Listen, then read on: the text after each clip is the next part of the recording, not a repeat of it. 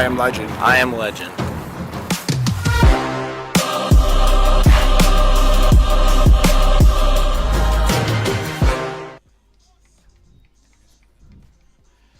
It's a muggy, sultry evening at Oak Park Heights Pony Stadium, and the action is about to heat up one more time as St. Croix SC wraps up the home portion of the 2022 season. You're watching USL 2 Soccer on VAC TV and 11 Sports. I'm Mike Peden. He's the ambassador, Don Ackerman. Don, we were here last week.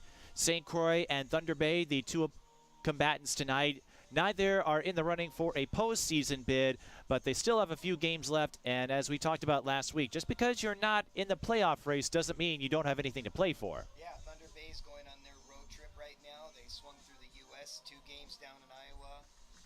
Tonight they play here, tomorrow night Minneapolis City, and then they head home and they'll play Manitoba FC. Wrapping up the season, but it's all about getting time, getting experience, and getting exposure. And experience and exposure will be two values Thunder Bay gets a lot of in this road trip. No Osita Obikwe, he is the team's leading scorer. In fact, a couple of the big names for Thunder Bay not on the roster tonight, so that's going to create some opportunities and give Thunder Bay a chance to see how things play out. And on the St. Croix SC side, Telvin Va, he's in the lineup. He's starting. He has led the team in scoring. So how is that dynamic going to influence this matchup? I mean, maybe we'll see more scoring.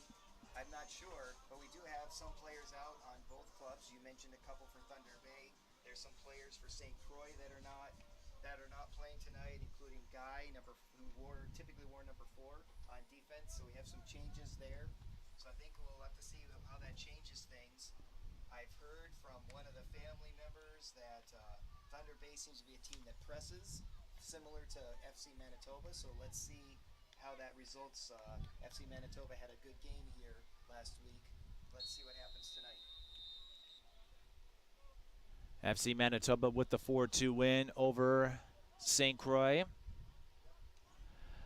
But as we've seen, St. Croix usually gets off to those quick starts. They are wearing the white kits tonight. And Thunder Bay wearing the black with the blue trim. This is the final home game of the regular season. And again, St. Croix not in the playoff race with Des Moines clinching the division last week. The keepers for tonight, Jack Morris for St. Croix SC and Alejandro Chavara for Thunder Bay. Chavara, 800 save percentage. He has allowed just 1 goal, has 4 saves. Not as much experience as Eduardo Davino. And Morris entering this game had a tough one last week. 593 save percentage. He'll be looking to up that number if he can in this one. And again, as Thunder Bay takes over possession, nothing at stake as far as a postseason berth is concerned. That is already locked up by Des Moines. But this is a pre-professional league. Every player you see hoping to find an opportunity down the road with a club, whoever that is. We're not quite sure, but that's why we said there's still a lot to play for. Yeah, and like you said, Mike, still a lot to play for. First year for St. Croix, wrapping up their first year. And I heard from one of those affiliated Thunder Bay, it's their 23rd year playing as an organization. So you have the St. Croix in their, I guess, the home whites, if you will, sponsored by Machining Technology. And then we have Thunder Bay on the game 3 of a 4-game road trip in their blacks. Thunder Bay actually spending Independence Day in downtown Stillwater. Yeah, and the Crosby Hotel, which I asked, how's their stay been? I asked a couple of Thunder Bay affiliated people, and they said they've been having a great time, and the fireworks yesterday were spectacular. Stillwater's been a great place to visit, so good job there. I'm wondering if anyone told them, since they did stay in Stillwater for the 4th of July holiday, did anyone let them know that they had to leave milk and cookies for Captain America, as Thunder Bay looks to put some milk on the scoreboard, but Jack Morris says, you want these cookies? You're going to have to work a little harder than that. Yes. Yeah, Mike's referring to the meme yesterday that on the 3rd of July, put out your milk and cookies for Captain America. Make sure they're red, white, and blue cookies as well. Trending meme that Mike and I both thought was pretty funny as we celebrate a different holiday. Instead of the winter one, we celebrate the summer one where you can put out treats. Hey, I could do this all day. That's right. Thunder Bay with the first scoring chance. Morris got the save. Thunder Bay will play again tomorrow at Minneapolis City and then wrap up with a couple of games against FC Manitoba. Thunder Bay pressing again. Another centering pass that goes back to the corner and out of play. Really interesting header back. I don't think I've seen one of those in a long time. He's trying to figure out if maybe, did he misplay it or was he setting his teammate up? Certainly, if you're setting up your teammate, that is creative because I haven't seen that before. Defensively, you're probably not ready for that. So that's an interesting play that you're not going to see often. And I guess, why do you watch these games? Because you see things you've never seen before. It bounced away harmlessly, and a goal kick awaits Jack Morris. Looks like today with the weather, we've got the mugginess might be a factor, but not the wind. Wind, not as much of an issue compared to last week. And the cloud cover is certainly helping. There are some storms about an hour south of us, not expected to make its way up to the cities. We hope they stay there. That would be nice. Otherwise, Don and I, we would get to know each other quite well in this press box. That's right. Because we're surrounded by metal. And a foul is called on Thunder Bay. And as you can see, our scoreboard is up and running. So as you know, 45-minute halves plus whatever is added in stoppage time. And we don't stop the clock until the official blows that whistle. Free kick awaiting St. Croix.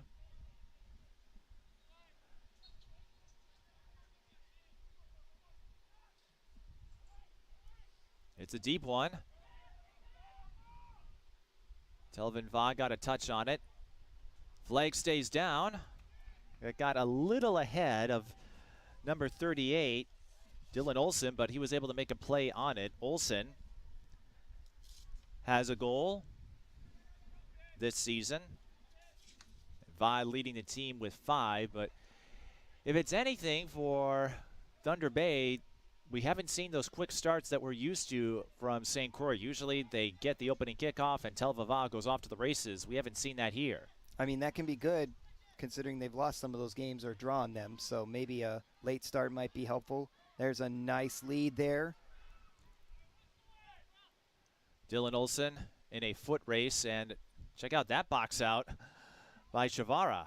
Yeah, great job by Shavara. Left his the safety of his box to prevent anything.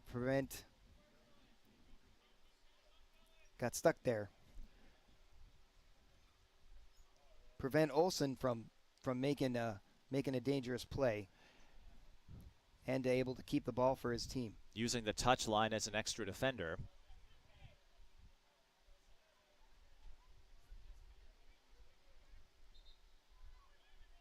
And we'll try another throw in here.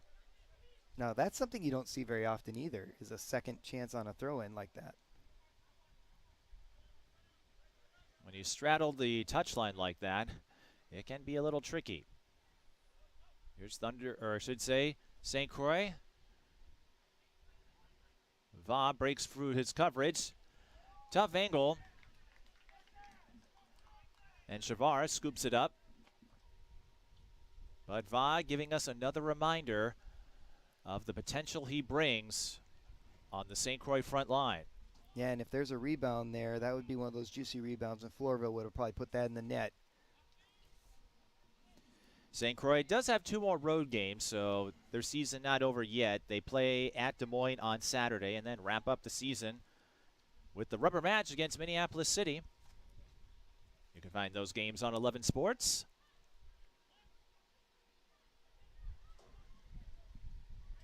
That time it's number 9,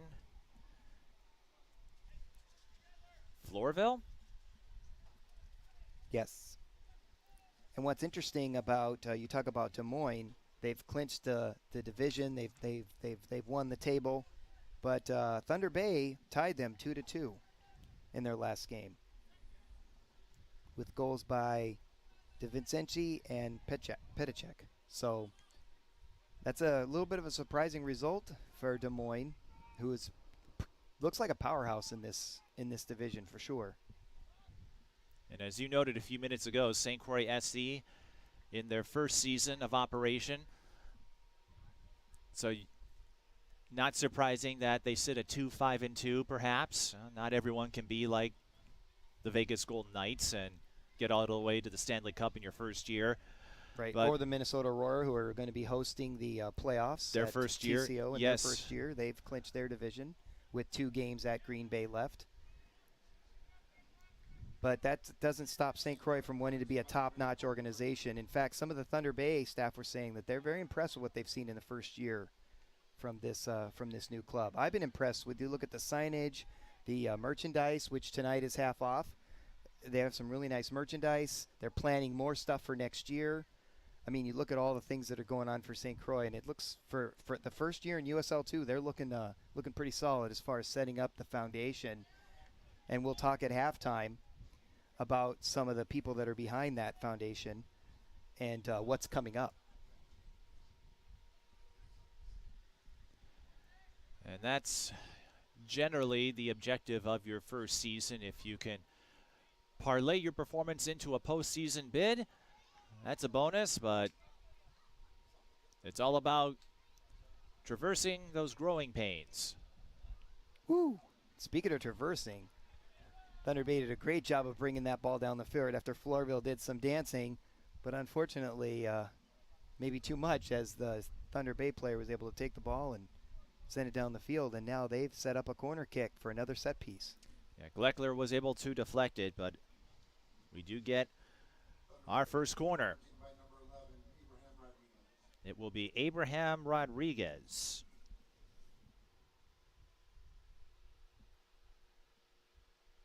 He goes low, deflected, and number 18,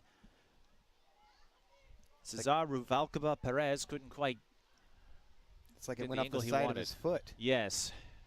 Made the play, but not the angle he was looking for. Popped out to Va, who was able to bring it down the field after some back and forth there. Looks like Thunder Bay, are they going to get it back? Boy, if they do, it's going to be in a great attack position. St. Croix needs to make sure they watch themselves.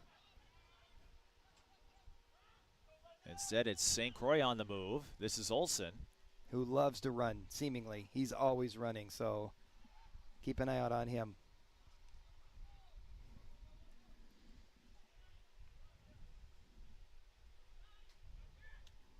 And a throw in for Thunder Bay. Good defense by Sam Just when Thunder Bay tried to collect that ball and get back on the attack. Mattia Raleigh putting it in play. The head coach for Thunder Bay, Giovanni Petraglia, and St. Croix SC. Plenty of coaches in their ranks. 5 coaches and 2 general staffers. They don't have a head coach listed, but one of them, Jake Smothers, part of the vaunted Stillwater boys soccer program, won a state title back in 2018. Spencer Scott and Logan Huber. And Gora Gora. Those 3 are fun to watch. Another throw in here for Thunder Bay. These 2 did meet at Thunder Bay a few weeks ago, and the Chill won 3-1. Taking place at Chapels Park.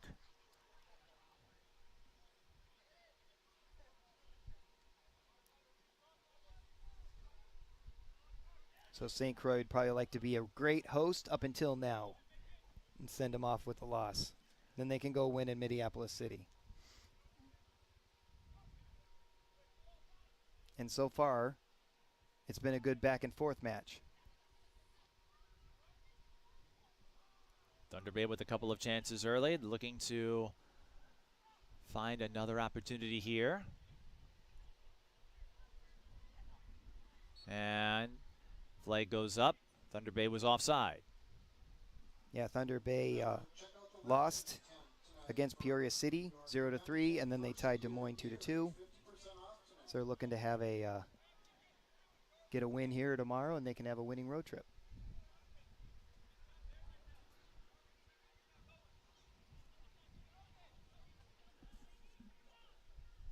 And I'm not sure how much you celebrate draws, but Thunder Bay getting one against a perennial in Des Moines, even if it doesn't result in a playoff bid this year, that could pay some dividends moving forward. Yeah, it's certainly a good measuring stick, if you will. And again, Thunder Bay, their top scorer, not in the lineup tonight. Osita Obikwe has 4 goals. They do have 3 players with a pair: Alexander Petrasek, Eduardo Righetti, and Andrea De Vincenzi. And the last 2 you mentioned were the two both scored against Des Moines.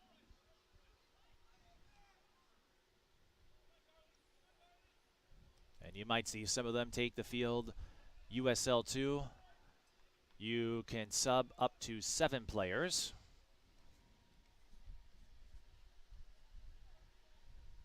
That's the big difference between this level and international and professional competition. Here comes St. Croix. Looked like they had an attack set up, and Thunder Bay intervenes with the pick. Once again, showing their speed. This is Francesco Buccini. Another foot race that Jack Morris wins, not by much. Camden Kowalski was closing in. That was a really great run, and timing and everything was just about perfectly executed. Well done by Thunder Bay there. Jack Morris providing the defensive stop, and a passing miscue on the part of St. Croix. Jack Gleckler couldn't find Spencer Enright, so a chance for Thunder Bay perhaps. We use this term a lot in basketball. Dead ball versus live ball turnover, and in that case it's a harmless turnover for St. Croix, as number 2, Tia Rollis, stumbled. Called for the foul, but it was not granted. That rarely works. But here we have a foul called. And that will give the ball back to Thunder Bay. And hockey, though, well, I suppose you really can't have a dead puck turnover in hockey. I guess you can have a loose puck. You could have a loose puck, right, but I was going to say 50 balls or whatever. Live ball turnovers versus dead ball turnovers, there is a difference between the two. Tell us more, Mike.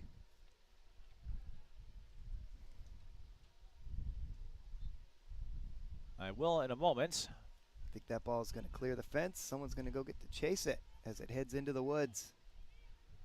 It hits the top of the fence. It goes into the woods. So now does James Corden appear if you stray too far into them? And I don't know. Maybe you get someone at Grandma's house to throw the ball back. Colton Prater to deliver the first corner for St. Croix SC.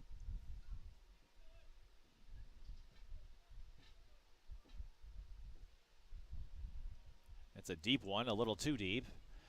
Well, there's another example, a dead ball turnover, if you will, compared to a live ball turnover. With the dead ball turnover, everyone gets a chance to set up.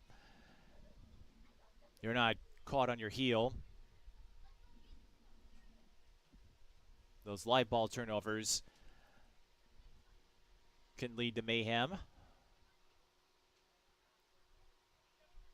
I think that last kick went exactly where they wanted to, with Otis Anderson getting a chance to head it in. Maybe a little deep, but I think they wanted that odd angle. St. Croix SC again.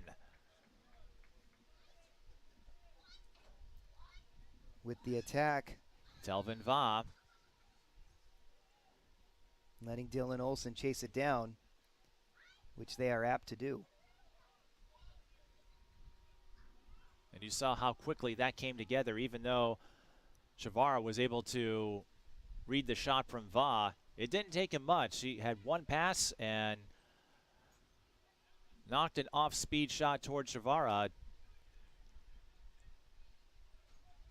Just a reminder that it doesn't take much for St. Croix's leading goal scorer. We've seen Va just turn something out of nothing in a split second. Oh, Slight collision. Impact there, yeah. At midfield. Luckily, no cleat involved. Lead pass deflected. They're going to let Dylan Olsen chase it, and that's exactly what he's going to do. Daniel Bricker just knocks it out of play. St. Croix SC looking to press a little more. The chest bump by Gleckler.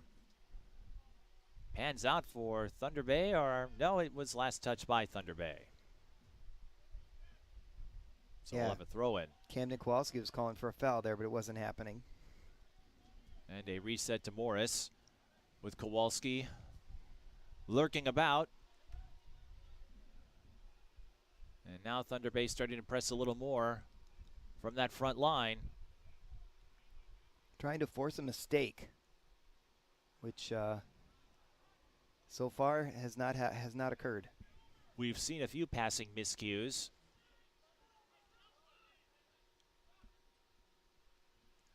From St. Croix SC in those situations. Oh, nice ball there. Busini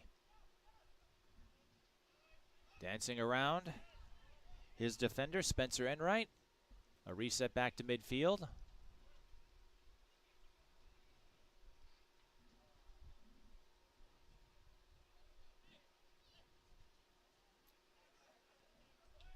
St. Croix doing a good job to pinch off any opportunities so far by Thunder Bay. But not able to get on the attack themselves. So at some point, Thunder Bay has to like being able to control the ball like this. Jackson Fida goes back to Chavara. Thunder Bay with a casual approach thus far on this set. They did call the hand. Heard some people yelling for it, and they actually got it. And that will hand the ball to St. Croix SC. Now, if you're watching this on Valley Access channels, we'll be on a sports break of sorts until late August when the new high school season comes around. And if you're watching this on 11 Sports, this will be the last time you hear from us, but we still have another week of games to go with Thunder Bay, St. Croix SC, and all the teams competing in the Deep North Division and beyond in USL 2. Yeah, and like you said, if you're local to Valley Access, there's certainly the blade saw logo that St. Croix has. You'll have some Lumberjack Days coming up to celebrate.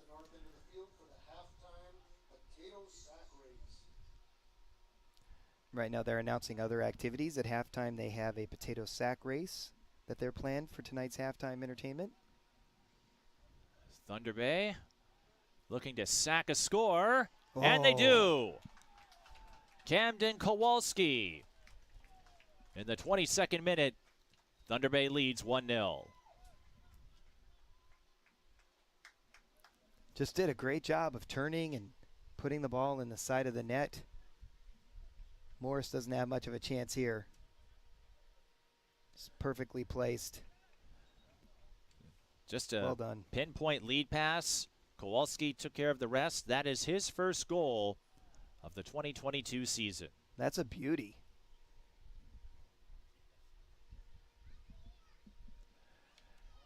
And the scoreboard, oh boy. It is 1-0. The scoreboard is deciding to play some tricks on us. The time is correct. The score is not, but we will get that corrected.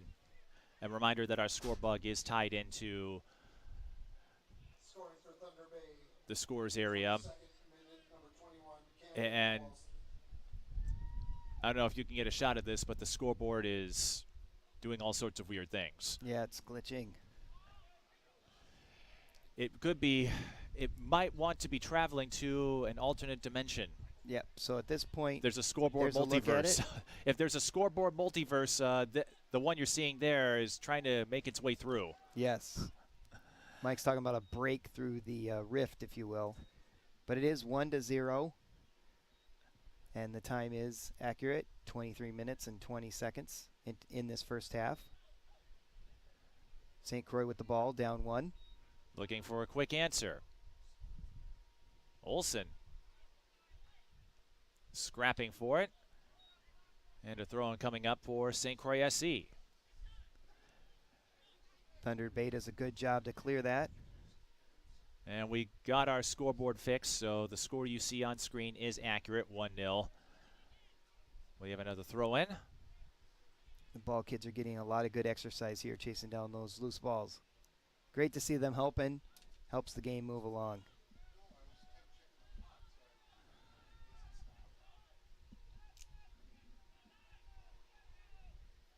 Oh, nice ball there. A little Just- too deep. Just out of reach, though, but great idea. You just want an opportunity, right? You want a chance to go get that. And that was a nice ball setting that up. They were trying to set up Nick Zukowski. A little too deep on that pass, but a long way to go. And to go back to what Don was talking about a couple moments ago, Lumberjack Days taking place later this month, including the Lumberjack Days Parade. I will be a part of that. July 17th, so we have an offside call here on Thunder Bay, but I was going to say if you have any complaints and grievances, Bring them to Mike Live. bring them to me, yes. We can turn Lumberjack Days into the summer version of Festivus. Yes. And Thunder Bay was not aware of the offside call. Much to the chagrin of Francesco Busini, I saw the flag go up from the side judge. So did I. Busini must not have been aware of it. I think if you're on the attack, you don't even want to see it. I just want to get a goal. If you don't see it, did it really happen? Exactly. No, I'm not stopping until they tell me to. They say play to the whistle, right?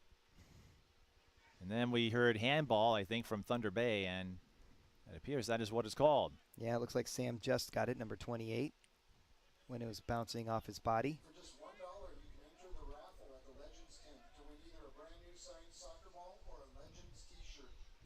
We will announce the winner right towards the end of the game. And when Thunder Bay gets a chance to move upfield, they do so in a hurry. Yeah, they do not take their time. They're a quick team. They're doing a good job too, keeping the attack going, and they're coming down the field fairly regularly in this match so far. We're past the 26-minute mark in the first half.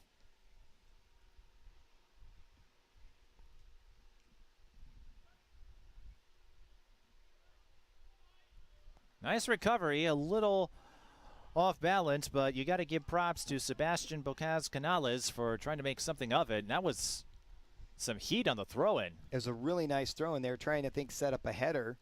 It's just slightly off, which is pretty common. I mean, it's a hard play to set up. And a reminder that in boys and men's soccer, you have some players with some powerful arms. Those throw-ins can function like corners. Apparently there they did. Thought that was a really well-placed throw-in. Just let your teammate go get it. That's what you're supposed to do. Which is exactly what Sam just had in mind, too, for his teammate. Trying to set up. The wind is starting to pick up here at Pony Stadium. Yeah, I think that storm system that you were tracking is starting to find its way here. We're on the northern edge of it. So we'll probably get some wind, and from this from the humidity, a little bit of a reprieve with that cooler breeze. At the very least, as I take a look at radar, storm still to our south, but perhaps the outflow has made its way up here.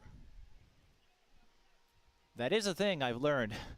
I am not a certified meteorologist, but if there's a pop-up thunderstorm or a line that doesn't make its way up here, it can still impact weather through things like outflow.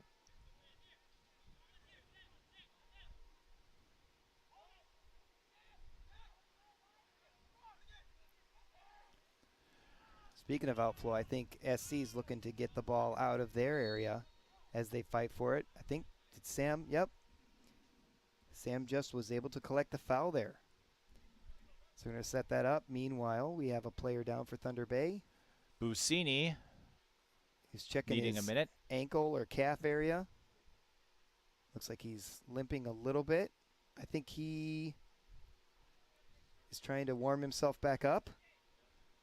Looks like I guess if you saw someone creating the that was him right there. He tried a little step, then he tried to pick up his pace. Looks like he's going to be okay. Busini with 1 assist on the season entering this game and a pair of yellows.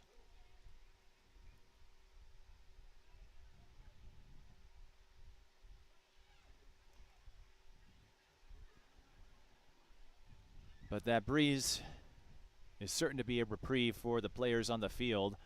Here comes St. Croix. Deflected at the last moment. Olsen was eyeing it, but another corner awaits St. Croix SC. Yeah, and you can see the flags that are bending more at the corners. That'll be something to keep an eye on now as they try to bend this ball properly. But I'll explain in a minute why it's a welcome reprieve for everybody, especially the players, as Prater puts the ball in play on this corner. Knocked away by Thunder Bay. The dew point was around 70 degrees earlier this afternoon. Oh, look at that St. setup. Croix SC was trying to point the ball to the back of the net. Jack Gleckler had a great look, just sent it high. Really boomed it out of there. Good opportunity, great setup there, really. Again, we're seeing lots of great setups, and we're trying to wait to see if something gets finished. At this point, Kowalski's got the lone goal, which he kind of set up on his own by getting the loose ball and turning around and putting it in. We haven't seen any collectivism yet, any one-timers or headers or anything like that, but they're trying to set those up. Still, that was arguably the best scoring chance for St. Croix SC in this game, but a long way to go. And no pressure of a postseason bid. You can play your game, learn a few things. As Thunder Bay noted, this St. Croix SC team has a lot to look forward to as they transition to season 2. They often say the first time is the hardest because you don't have the precedent. And this first season, they've learned a lot about themselves. It's always tough. No matter how easy some make it look, like Minnesota Aurora over in USLW, there is a challenge, an obstacle that comes with your first season of operation. Yeah, I've been impressed with the results off the field, and you've seen some growth on the field. So I think I would call that pretty successful with a couple games left. And July 13th, by the way, is the playoff opener for Minnesota Aurora. Here's Prater looking to spot up a teammate. He does, and a big save by Shavara.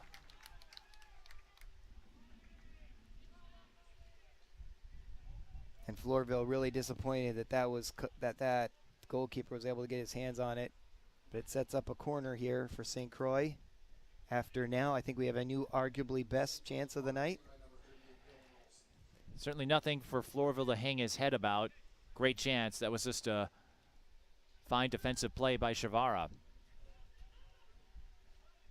And that's what you're looking for if you're St. Croix SC, a quality chance. Absolutely. That being said, these keepers know what they're doing. Foul is called on Thunder Bay, but I was going to say July 13th is the playoff opener for Minnesota Aurora. Yep, they're USL 2 women's side. And they will host, as I understand it, at least the first 3 rounds, Potentially. depending on how they perform. Correct.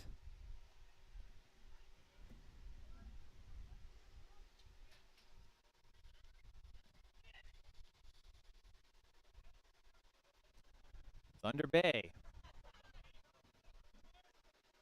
looking to go on that counter. Got to be real careful. St. Croix's defense does, because they're waiting for a chance. Oh, Challenged by Raleigh, and he'll be called for the foul. That sends a St. Croix player to the turf at Pony Stadium. I believe it might have been maybe an elbow to the face might have been what took the player down. That's number 20. Zukowski. Fighting for it. No card, so just a common foul. And a free kick for Enright. Approaching 34 minutes. Elapsed in the first half. Thunder Bay with the 1-0 lead. And you're watching this all live. There is the counter and that speed of Thunder Bay. Nothing called. Number 18. One of the linesmen just doing the Revolcaba circular. Perez. Let's go. Get up. Not calling anything. Revolcaba Perez. He, Busini, Dunn, Thunder Bay. They've demonstrated again and again that if they sense a chance, one of those front linemen just takes off, they're going to go for that home run play. Yeah, it'll be interesting to see. That last foul looked a little chippy to me, and there was some arguing with the referee. So let's see what happens there. The referees might have to get some cards out, as we have a lot of leg swinging and we're having back-to-back-to-back fouls happening. I think their players are thinking they can get away with some stuff, and that's what they're doing. Well, we just saw another example of that with Prater and Fida. Yep. And at some point, you want to make sure you contain that, because we're only 35 minutes into this match. And if this trend continues, I would not be surprised to see a yellow just to reel everyone back in. The last thing you want is to lose control of the game if you're a member of the officiating crew. Correct. Player development's important, right? That's why you're in a pre-pro league, so safety has to be an aspect of it. And there certainly is a trick to how much can you do. And with all or most of these players part of college rosters, I talked to a coach at a WPSL game I covered last week, and the objective from a lot of coaches with these types of leagues is to make sure all the players come back in one piece. That makes sense. Man, you can really see Thunder Bay just waiting to pounce on an opportunity. St. Croix's got to be careful. Like I said, Thunder Bay looking for that home run play. Here's Olsen to Prater. Now they look for that centering pass, deflected. I think Prater caught up to it. No, centering pass and another opportunity. This time Telvin Va goes high.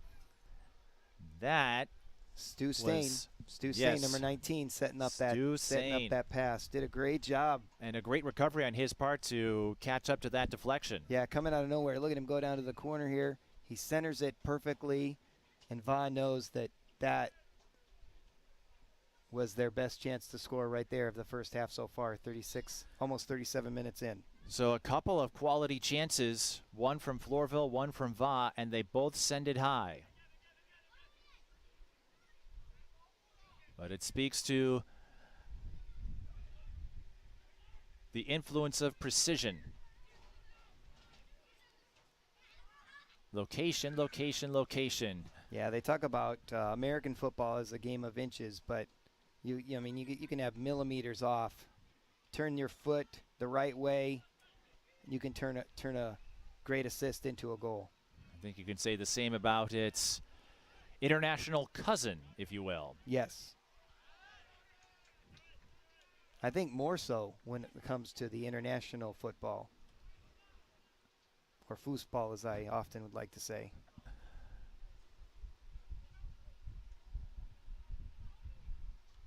That's Busini. He has seen a lot of touches on the attacking side of the field. Now he goes for the cross. It's a little high, and Morris will chase it down. Really good idea by Cesar Perez. to try to box out, turn and spin and kick it. But they were up to the task. Zach Morris was really aggressive, going all the way to the edge of the box. Lucky that Thunder Bay wasn't able to tip that over him, and because those are kind of a helpless goal when someone taps the ball over the goalie and you just watch it go in. We're past the 38-minute mark in the first half, and again at halftime, Don will have an interview with some St. Croix personnel. Yep. Nate Klinecki will be coming up talking to us about St. Croix soccer. Tell us a little bit about his first year in the league, talk a little bit about sponsors, and how you can get involved if you're interested in becoming part of this program, to become a legend yourself. Thunder Bay looking to make a legend, wait for it, dairy impression in their first visit to Oak Park Heights, the Stillwater area.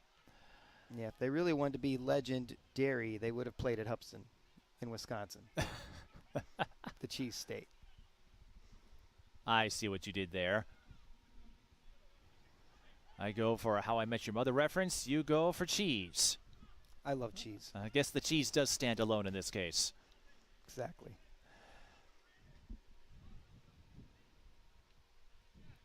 I was talking with one of the community members as Thunder Bay forcing the turnover, looking to scamper downfield again. You can really see how chippy this game's gotten. You have players turning and grabbing and reacting to one another. Deep ball. Morris plays it off the one hop. One of the community members who is part of the broadcast team for Lumberjack Days noted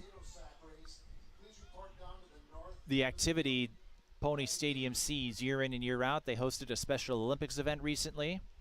I believe that played a part in relocating to Hudson.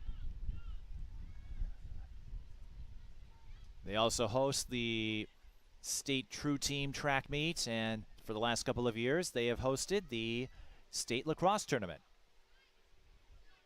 It's an impressive venue. I did at one of the Thunder Bay family members was saying that. They were saying that this was an impressive setup, seeing the field upon field upon field upon field set up here, where there's 3 full lacrosse fields set up and a full soccer field in front of you. This is a very active place. And it's a reminder that in USL 2, these pre-professional circuits, a lot of these teams don't play in giant stadiums. But they hope to get there someday. And there's no shortage of facilities in the area.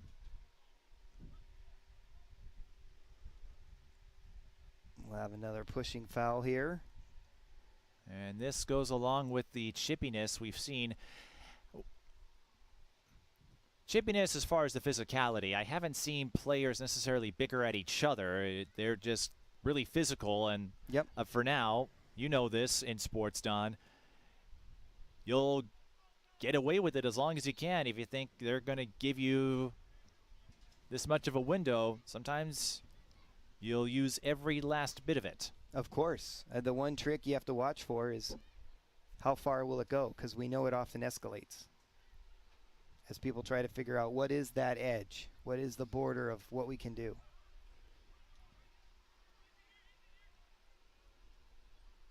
St. Croix does a good job there of letting the ball go out of bounds so that their keeper can kick it.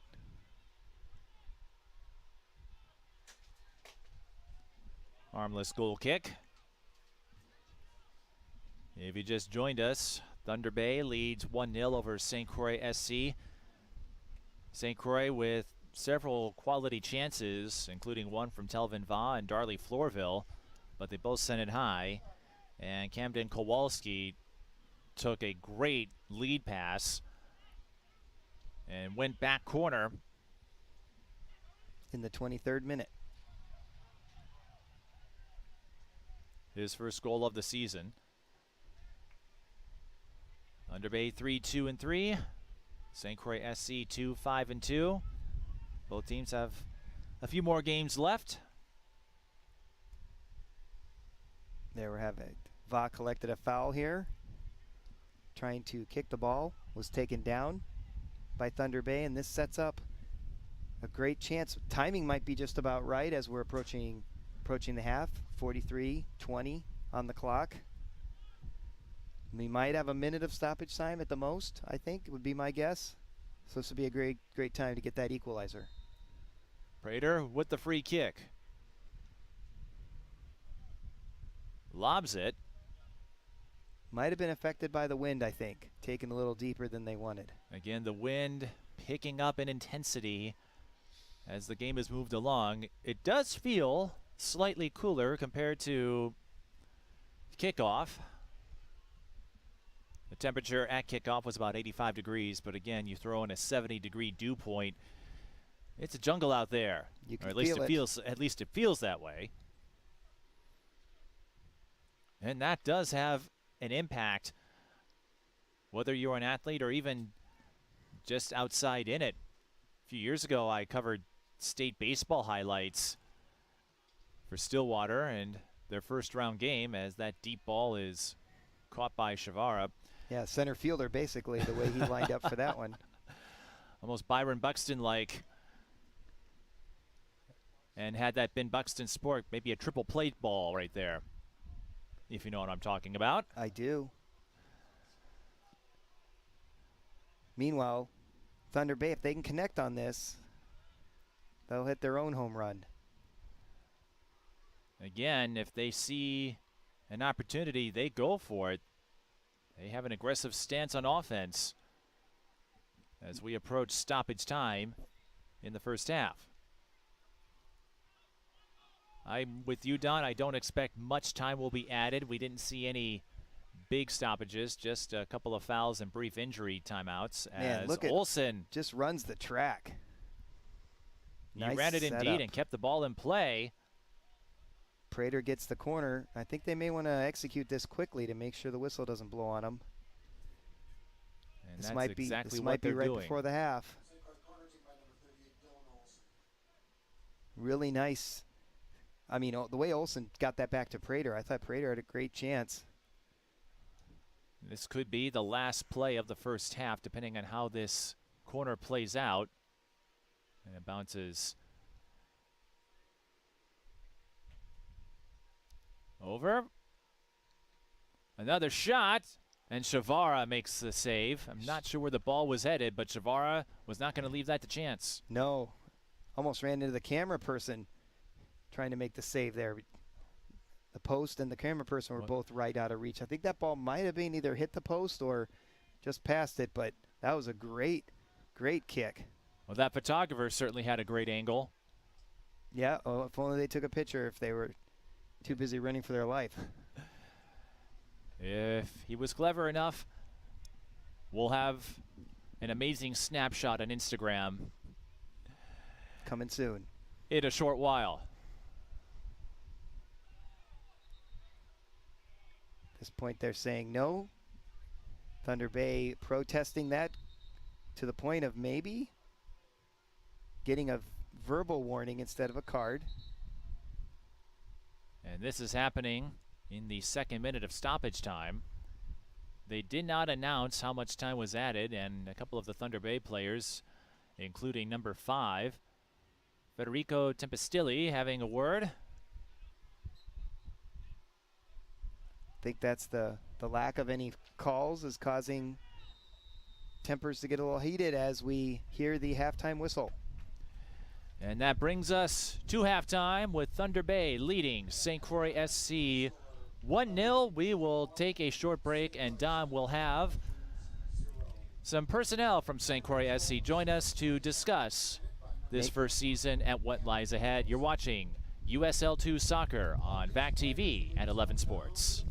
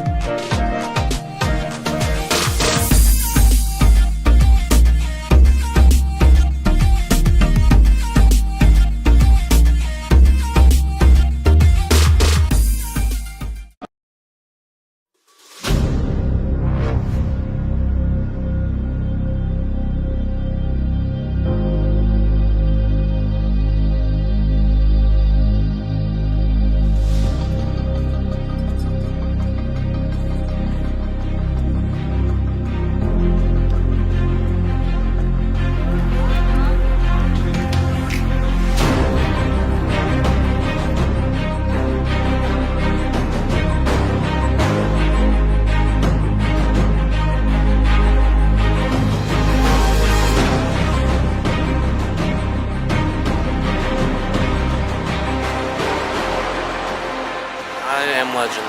I am legend. I am legend.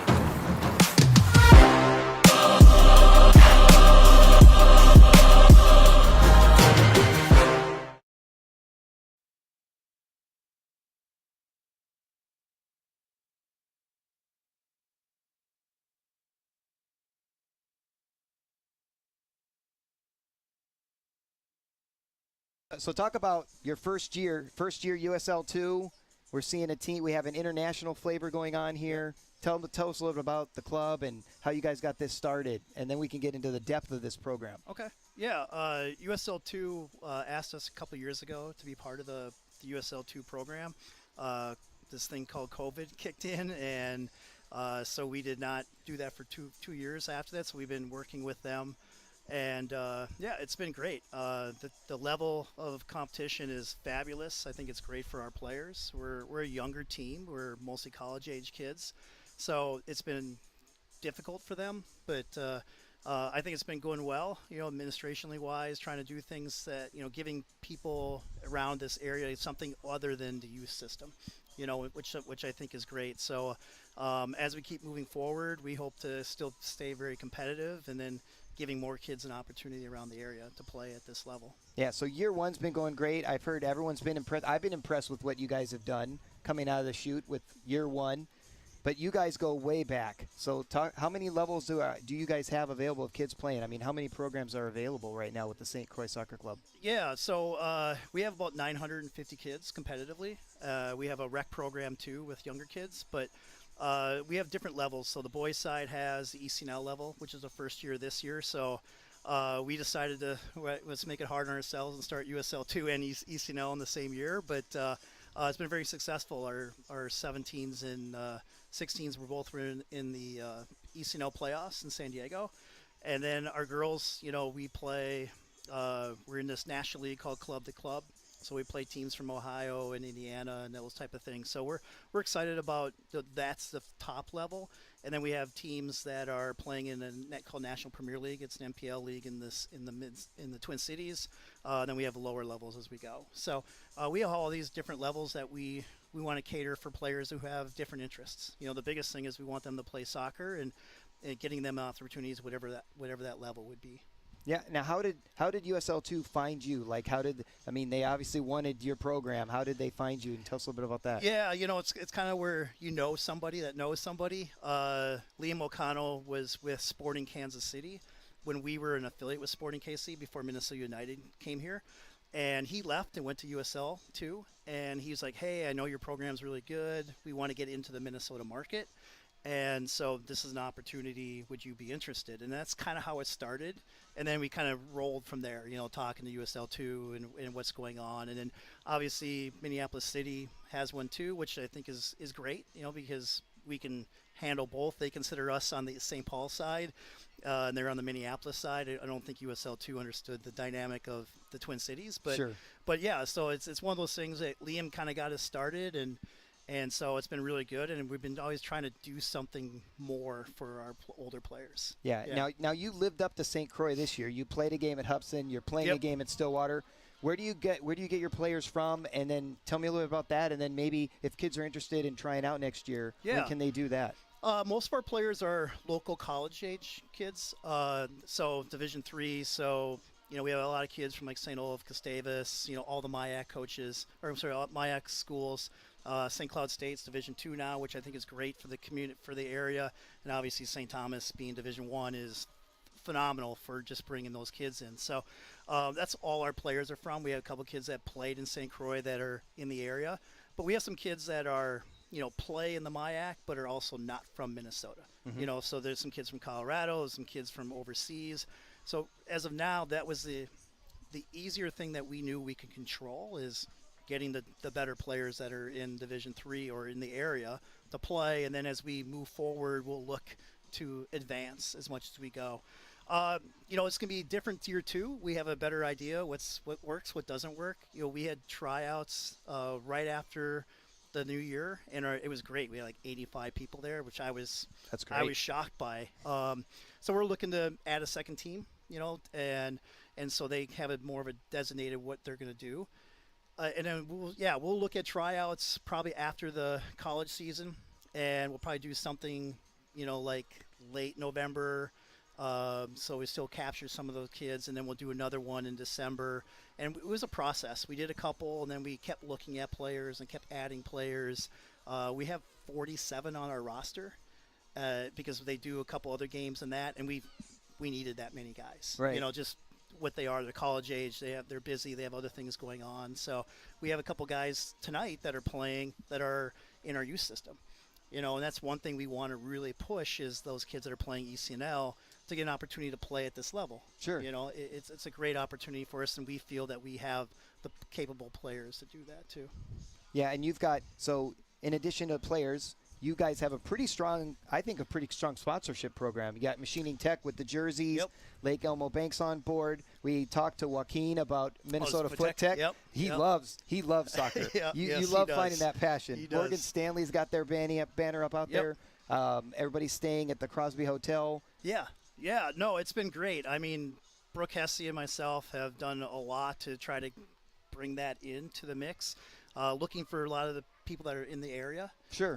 Because I think that's the one thing we want to do. Right, like Candyland. They're down there in Stillwater. Candyland's been there. Nelson's Ice Cream has been here. So those are things we want to continue to do, kind of add more, have more restaurants, have more excitement in the area. Yeah, Orange Fitness did your halftime the other day. Yes, exactly.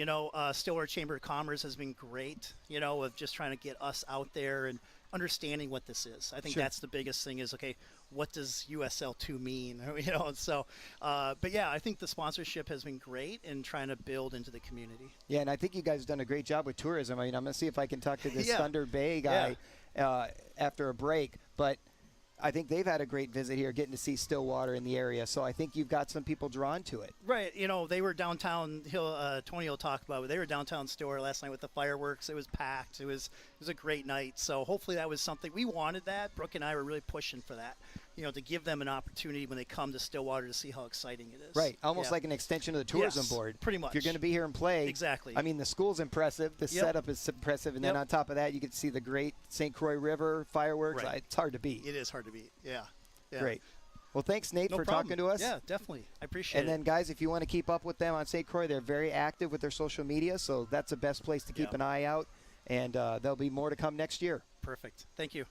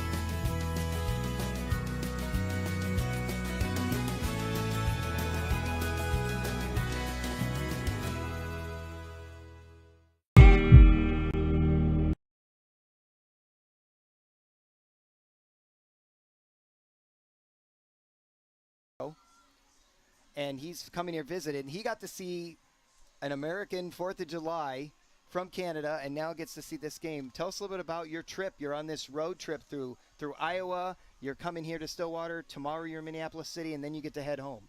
Yeah, so we've been doing this for about 20 years, so I've seen about 20 of these 4th of Julys. How's Stillwater compared to others? I could say that last night was probably one of the best ones that I've seen. It was a great environment, great atmosphere, lots of people downtown.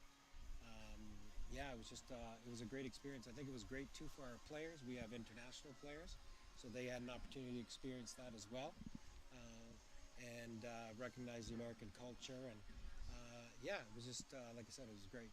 Yeah, and I think St. Croix treated you pretty well on this trip. They've been, considering this their first year in the league, and we've been here for 23 years, and I was telling Nate they've done a great job in hosting us, and, really what USL 2 is about. You compete on the field, but everything else you try to make as professional as possible, and they've definitely got an A+ on that. That's good. Legends are being made. Yes. Well, thanks, Tony, for talking to us. Thank you. And I hope you have a great visit to Minneapolis City tomorrow, and then a good trip home. All right. Thanks very much.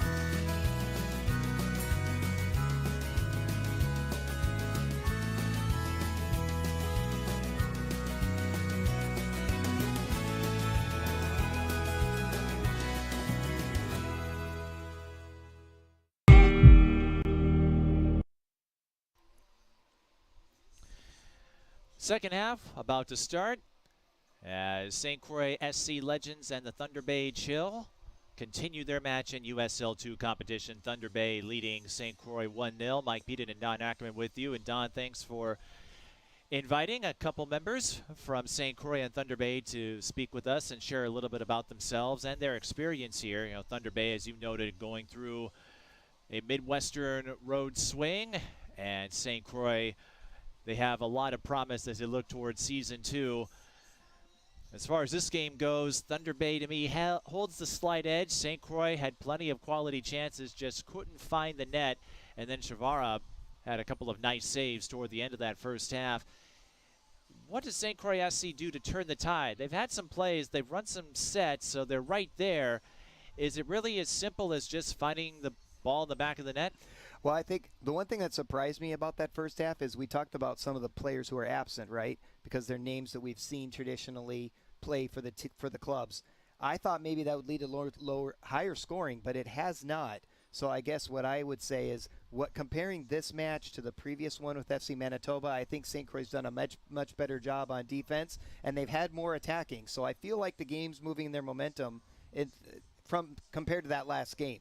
I think their key is to keep that going, and then see if they can, again, give Telvin Voss some space, because he can create some things. You see Flourville's really trying to make some moves. I think if those guys would connect, we could see some more goals in the second half. And speaking of personnel not here, Thunder Bay, they're without their top scorer. They have the 1-0 lead. Of course, in soccer, there's a lot more that goes into it than your top scorer, but you have to like what you've seen out of them with one of their leaders not available in this road trip.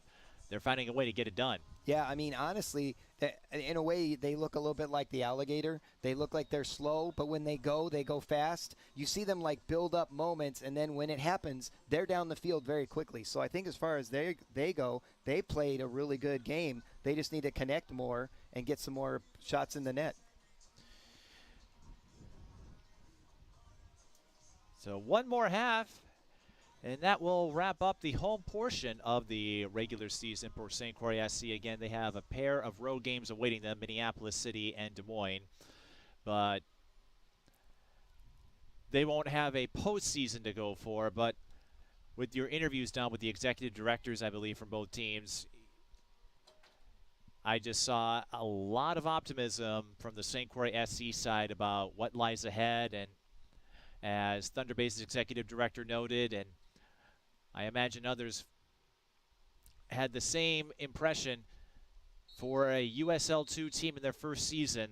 They have some fine facilities, trying to build up that level of support. They have several sponsors, so this first year, often about putting the pieces in place to go forward, and that's what St. Croix SC hopes to do, whether it's this game or 2023 and beyond. Well, yeah, and I think Nate covered it well. He said that the level of competition has been very strong, and I think after seeing that, your off season is going to be ramped up toward that. You'll have players who can speak to the quality of the USL2, the level of play that's there, and the opponents you're going to play.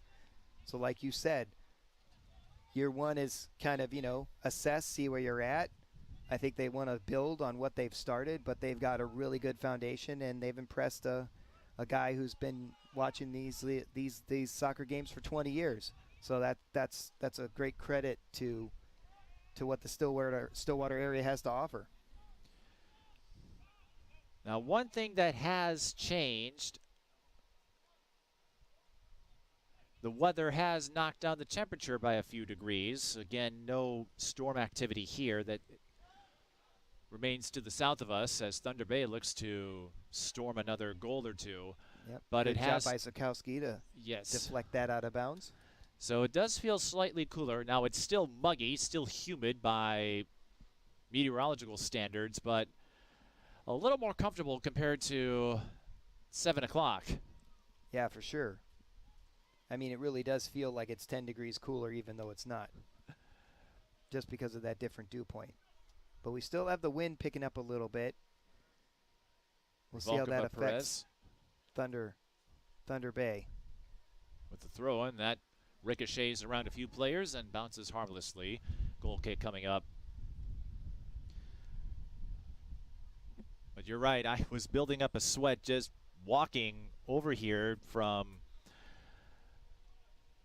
a certain establishment to get some water, because I'm thinking, okay, I'm going to need a lot of it because I'll be sweating it without having to do anything. And again, still on the warm side, but yeah, I'll Mike take was this. supporting the concession stands. They'll probably remind people shortly that they can still pick up their Papa John's pizza, get a nice cold water for $1, and pick up their merchandise as 50% off as we have a end of the season sale going on. Trying to clear out inventory for next year. I mean, they're already thinking about new designs. You've seen some of the really nice. I think one thing that's been impressive is the merchandise. It's looked top level to me. The jerseys are just beautiful. Machining Technologies, great sponsorship there. I love the darker jerseys that the St. Croix club wears, and they're just looking to build on that in year two. They sure don't look, I mean, you look around everything, it doesn't look like a year one program. You don't see things like obvious enhancements needed. You just see them looking to get better and level up.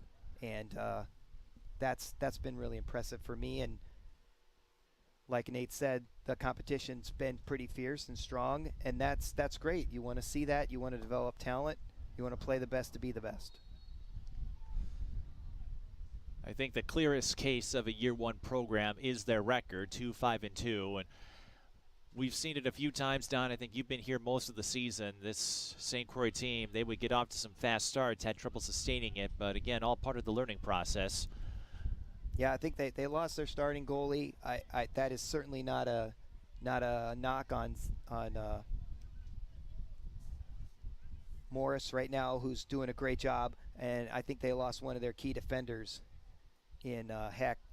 So I think that other than that, I think you have a really good thing to build on.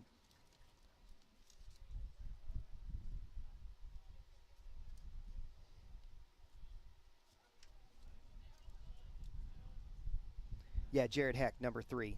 He was one of the guys I really liked playing. When he was a really strong defender in the middle, and also a great header, dangerous header player on set pieces. I think you'll see St. Croix try to fill that gap and build upon that.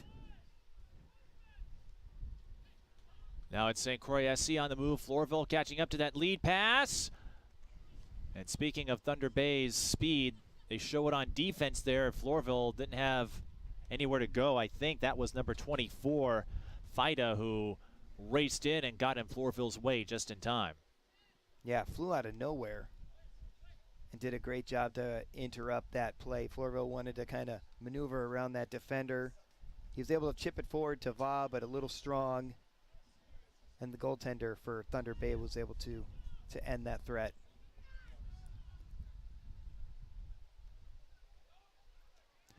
Past the 50-minute mark. Thunder Bay still leads 1-0. Again, these two just riding out the season. But there's more to it than postseason hopes. Everyone looking for that opportunity to play at higher levels. Yeah, and this can, and at any point, you don't know what's going to happen in a game that can give you that highlight reel that some coaches are looking at. So any chance to do something amazing is appreciated. And the fans didn't come here to not watch a fun game. They're here to support their players and this club.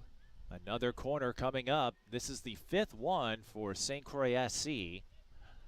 And that leads to a notable observation from a game I covered last week. And you followed this sport long enough. Usually, Don, the team that has the edge in corners is the team that wins the game, as St. Croix SC sends another shot high. Now, there was some traffic around. But St. Croix SC, they have 5 corners. Thunder Bay with just 1. Yeah, they've been dominated. Jack Gleckler there with the boot, trying to see if he can hit one high in the net and score against Thunder Bay. But yeah, definitely, because usually the more aggressive team is the one creating more opportunities.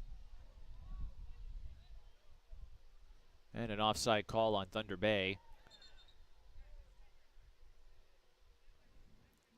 Flourville trying to spot the ball and play it right away, but the officials said, no, that's not where it goes. Too far upfield. Yes. But he says, hey, I want to run. He wants to get that equalizer. Well, it's an indirect free kick, so you can't score off of it anyway.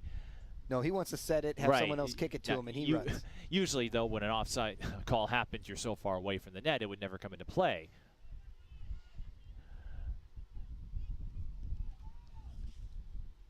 And Shavara again with another stop. Stu Sane with the knock that time. Yeah, I think you can kick it right at the goalkeeper, but I don't think that's going to be a way to score at this time. Hopefully they'll figure out how to do it closer where the goaltender can't really wait you out. But they're being more aggressive in the second half, and that's something that the fans will appreciate in this final home match. Will it translate to a score? And again, that was a fine attempt on the challenge there by St. Croix SC. Ball ricochets around and bounces back out. Picked up by number 10, Lucas Canales.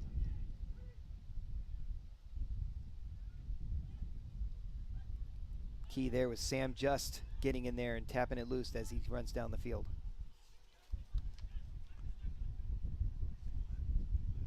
And you can hear the weather changing.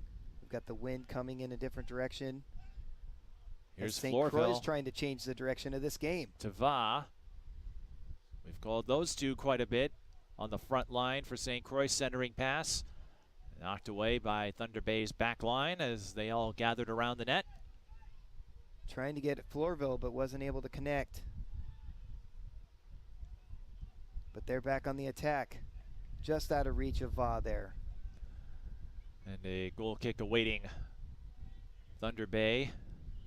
I think some of the fans here are waiting to see if they're going to get precipitation upon them, as the air has that feeling of rain coming. Seen some people grabbing their umbrellas. I've been checking radar. Storm activity continues to stay south of us. But we are getting some drops. Yeah, I got a couple drops on the windows here.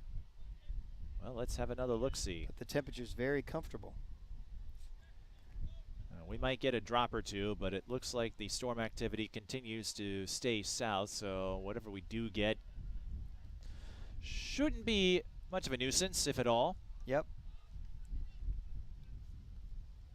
Speaking of nuisance, Thunder Bay's done a great job putting pressure on St. Croix. There, as number 21, our goal scorer, Kowalski, does a great job of forcing St. Croix to kick it out of bounds. Kowalski picking up his first goal of the season, and again, Thunder Bay without their top goal scorer. They have another game tomorrow, and then we'll play two more against FC Manitoba to wrap up their season. And as you saw during the breaks, there's a lot to check out.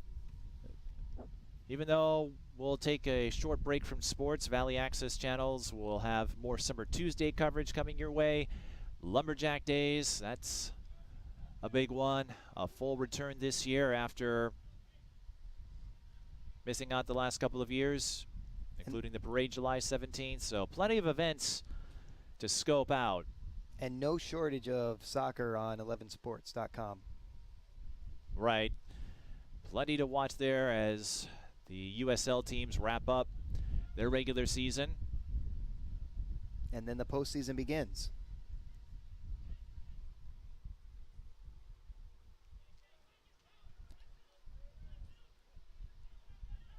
Good job there. Olsen's going to have to chase it down, but I think Olsen's very comfortable doing that. Olsen was, but he got a slight push from number 6, Alexander Pike. Probably would have loved to collect a foul there. We play on, and we've seen a lot of contact go uncalled.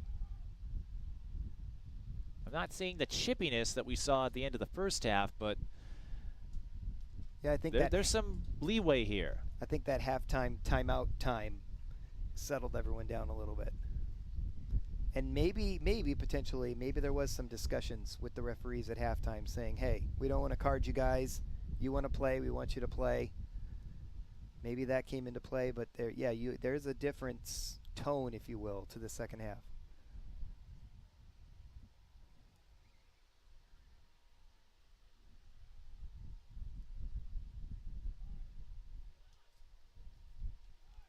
The wind is blowing furiously, and Thunder Bay is attacking furiously, but Jack Morris able to leap up for the grab there against Bocas Canales. Great throw there to lead Stu Stain, who's running down the field.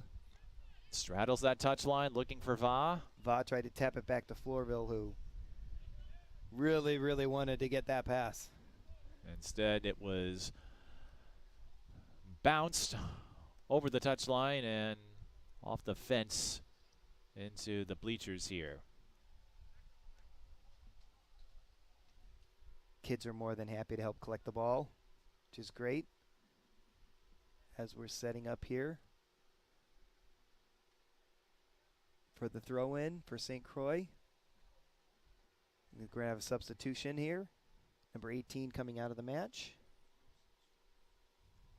That is Ruvalcaba Perez. And a reminder that USL 2 teams can substitute up to 7 players in a game. Substitutions on for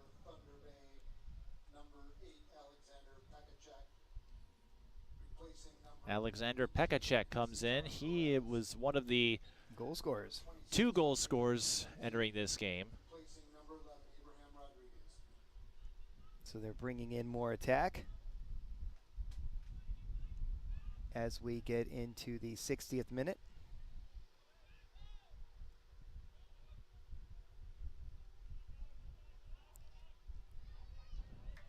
Heads up play by Thunder Bay. You see this all the time in basketball. Just deflect it off your opponent if you have nowhere to go. And keep possession of it. That's part of the entire strategy. In fact, when someone doesn't do it, you wonder why they didn't.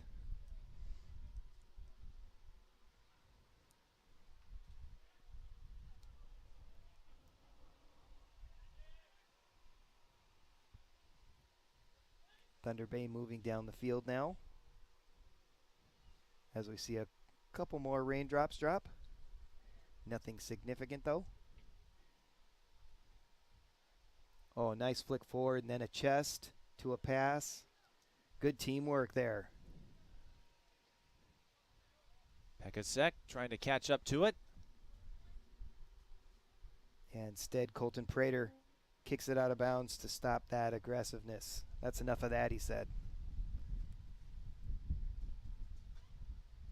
As St. Croix wanted to reset their defense, which now they have.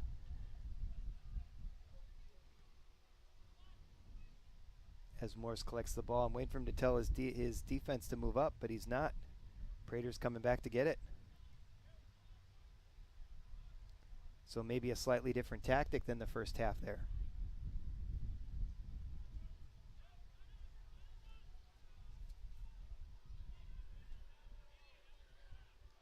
Just out of reach by Nick Zukowski, who gives him the thumbs up. Appreciates that. And now he's trying to talk to the referee about being kicked.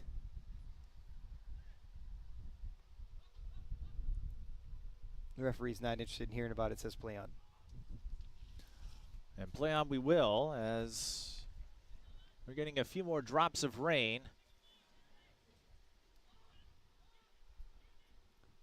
Rain, of course, won't impact the game itself. Only lightning would cause a delay. Right, I think we're out of range of that. We'll just get some comfortable showers. If that, and it looks like whatever we are getting is heading off to the east here, so we might get skirted by a few raindrops, but looking behind. Well, speaking of looking behind, Thunder Bay. Wow. Whoa! They got behind the St. Croix defense, and Andrea DeVincenzi had a perfect look. He just hooked it left. Yeah, but he got it. He got the shot off he wanted to. He just curved the ball a little more than he needed to, but really great placement there. Great run. Good job getting away from the St. Croix defender to put a great shot on net. Could have easily been 2-0. Instead, we stay 1-0. As Thunder Bay with their first prime scoring chance of the second half. Rain is starting to pick up a little bit now. You can see a few drops.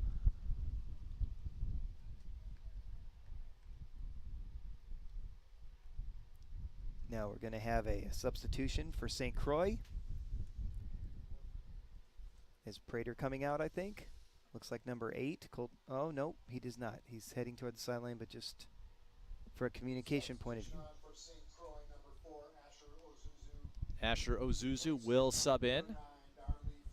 Ozuzu, he is, and Owu, those two, they've seen a lot of action when they get on the field. Yeah, and they're two dangerous players. There's a deep ball for Zukowski. Flag stays down. Zukowski picks it up. Now he has to get around that Thunder Bay defense. And look at the sea of black. He finds Olsen, who's wide open. Extra pass and the goal. We're even at 1.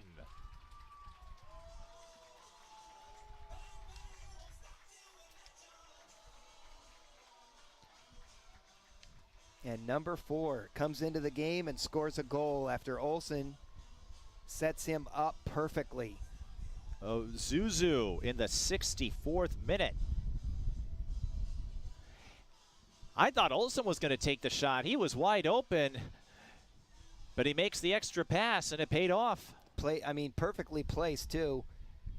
All Zuzu had to do was catch up to it, and really, that's where the goaltender is just a fish out of water. And Ozuzu earns his first goal of the 2022 season. Really, that seems shocking to me, as dangerous as Ozuzu is. But that's a great first goal, that's for sure. Good teamwork. Great kick to put it behind the goalie and tie this game up. And Olsen, speaking of firsts, he gets his first assist of the season. That sure didn't look like a first-timer there. He looked like he's done that before. Well, it is a little harder to get assists in this sport because the player you pass it to has to put it in. Correct. But, Don, St. Croix SC, they had a significant number of scoring opportunities in the first half, just couldn't put the ball in the net. A couple times they went high. Dylan Olsen make the extra pass. I wonder if he did that to get Shavara off balance. Because as you were saying, if you're kicking it to him, a lot of times if keepers can see the ball, they'll catch it. But if you can make that extra pass or that juicy rebound, the term you like to use, that is my favorite. That is where you can beat the keepers. It's all about making that goaltender move, getting him in a different position. So I feel like that was exactly what St. Croix needed to do, and they'll need to do it again if they're not careful, because Thunder Bay is coming back on the attack again already. Thunder Bay can certainly move the ball in a hurry.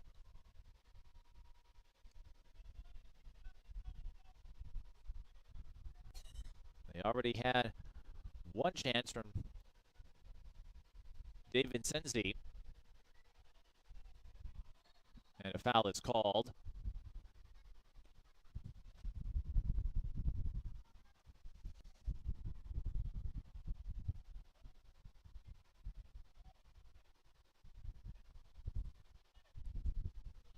So a free kick away St. Croix SC. It's a deep one.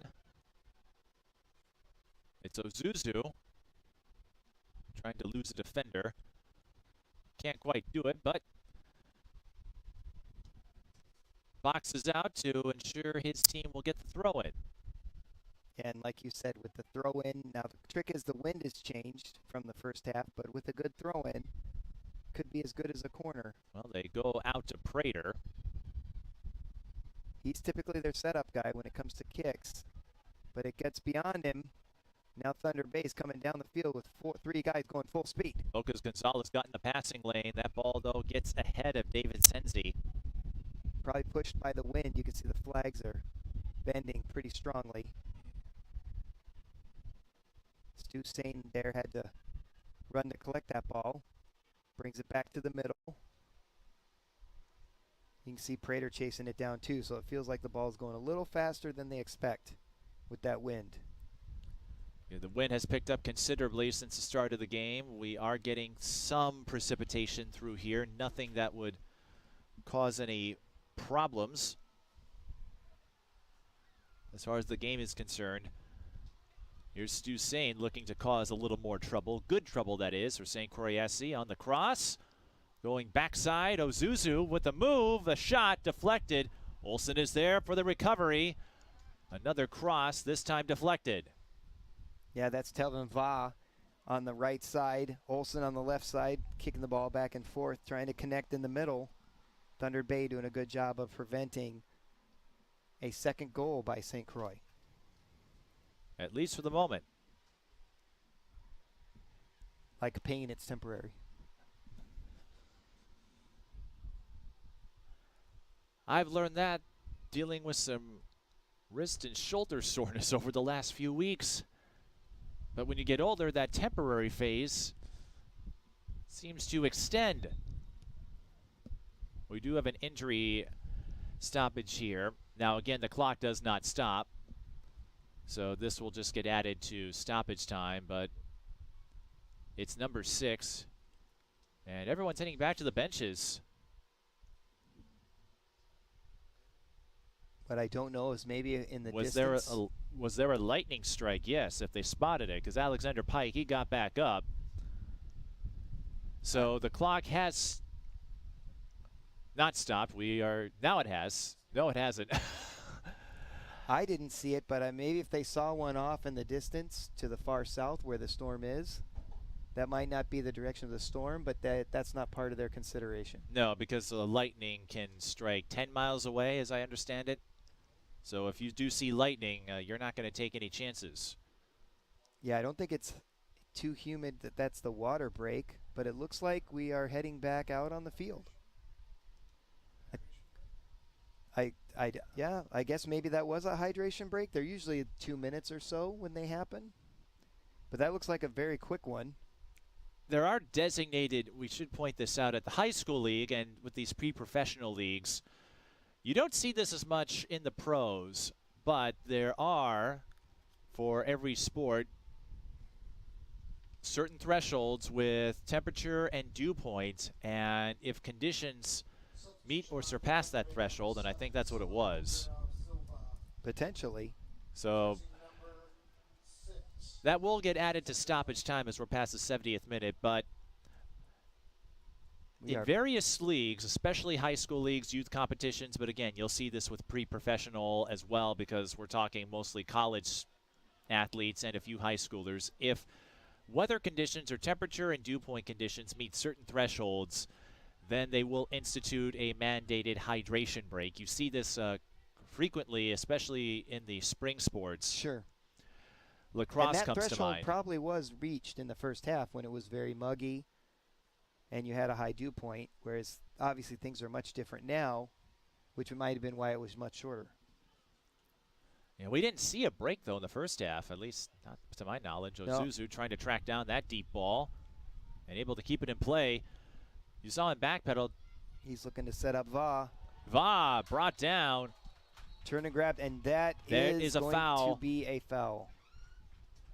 And Va was inside the box. That wasn't even close to the edge of the box, so that's going to have to be a PK. I was going to say he was inside the box, and from our vantage point, if he wasn't, then my eyes are deceiving me. But Va should get, or whoever is selected, we should get a PK, as you pointed out. This could be a monumental moment in the course of this game. Using both arms to wave the players away. Yep, I heard you. I'm not going to change my mind. Thanks for the suggestions. It's going to be a PK. Va was fouled clearly inside the box. But they are going to but someone else is going to kick it, I think. Right, and I think you get discretion as to whom. I think it looks like Olsen is going to. That's what I was thinking, number 38. Do the honors. And Olsen has a goal on the season, has that assist on that play to Ozuzu back in the 64th minute. Looking for the go-ahead score. And Shavara knocks it away. But it did go past the goal line, so SC Legends, St. Croix Legends that is, they will get another corner out of this. How about Shavara? Plenty of big saves on his end today. Great save there. You can see the excitement of everybody wearing black. And PKs, they're a guessing game. Olsen. Ooh, that was close. Olsen with another deflection. He almost pinballed it off Ozuzu for a second goal. And Olsen, he's done a great job working his way to the ball on the attacking side. If Thunder Bay isn't careful, Dylan Olsen might not be done as far as scoring opportunities are concerned. Yeah, in the 74th minute. That's a big turn of events in this tied game. Well, Thunder Bay looking to turn the tide in their direction. That shot deflected. No, it was just hooked. I thought it was touched, but it was not, so a goal kick. Yep. So we stay even at 1 thanks to the penalty kick save by Alejandro Shavara. And that didn't threaten Morris at all as he sets up this kick here. We're in the 75th minute. Got about 16 minutes to go in regulation time. We will have stoppage time. And as you know, no overtime, no extra time. No, maybe 3 minutes of stoppage time at this point would be my prediction. We'll see, because we did have that quick water break. Last chance to enter the dollar raffle. Last call. Winner will be announced in 5 minutes. Last call to enter the dollar raffle. Still see some aggressiveness here as Olsen breaks loose. Ooh, He was trying to straddle that tough line between keep it ahead of keep ahead of the defenders and yet not get it to the goalkeeper. Shavara timed it perfectly, though, and got in front of it. Really good aggressive goalkeeping as Olsen kind of gallops back to be onside. But Olsen getting stronger as the game moves along. Number 38 might have something to say before we're through. Lead pass deflected by the back line of St. Croix. That's number 5, Otis Anderson. We don't call the defensive line all that much, but Anderson with a key play there. No, and that was just out of the reach of Camden Kolosek, who scored the lone goal for. Look who has it again. Thunder It's Bay. Olsen. And the way he can track balls that are ahead of him, put them back in play, and keep the sets going for St. Croix SC. Flag goes up now.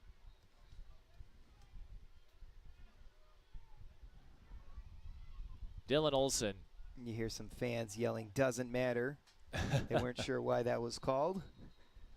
Dylan Olsen, though, I don't know who will come back next year for St. Croix SC. Again, this is a pre-professional league, so some of these players might get called up to Play higher elsewhere. levels. But Dylan Olsen,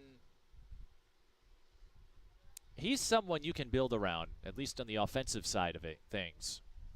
Yeah, he's done a good job of chasing down those loose balls. He's been a speedster. Several times he has corralled a ball that might have scooted away and made something of it.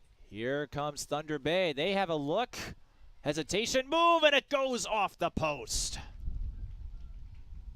Bocas Canales lost his defender.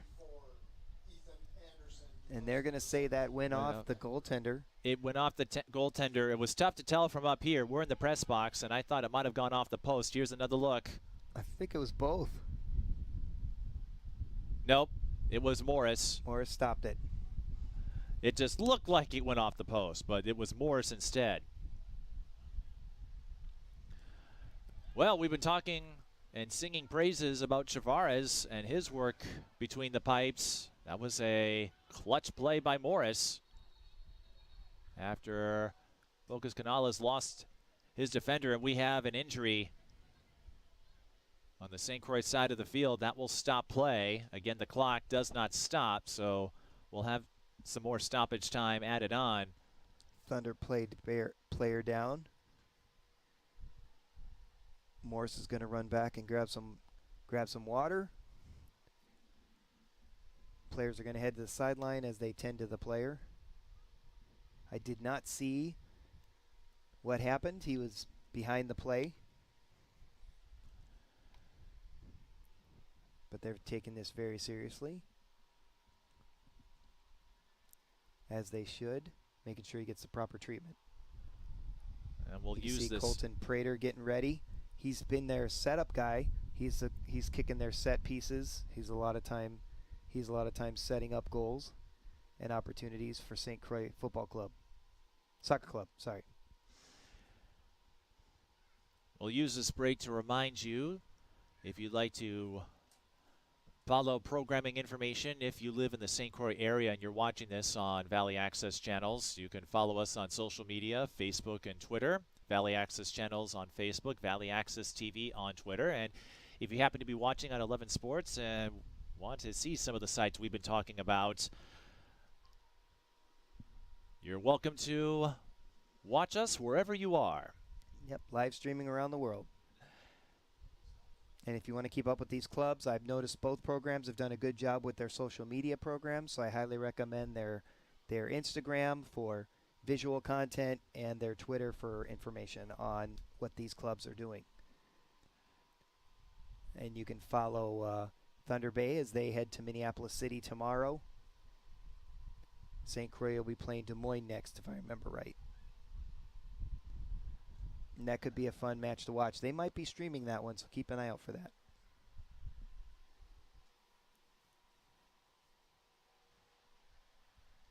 They are getting the injured player. He's walking off the field with some assistance. I can't make out his number from here.